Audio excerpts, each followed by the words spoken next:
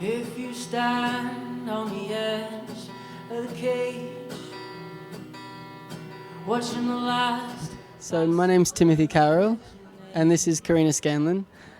We perform under, it's sort of my solo project, so we perform under Timothy Carroll. Did you dream you would live to tell?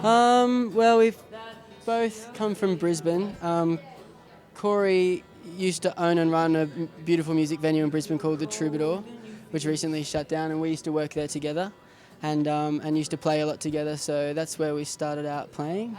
I guess it's kind of folky kind of stuff, influenced by people like Bill Callahan and Bright Eyes and Ward and that kind of thing.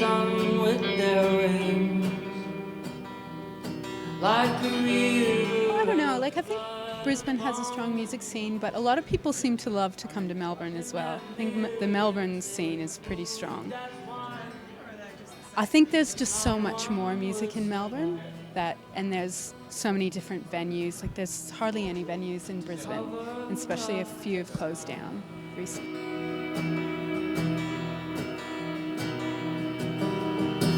To be honest, my focus is always getting to the gig and performing the best gig I can, and after that I don't usually think beyond it.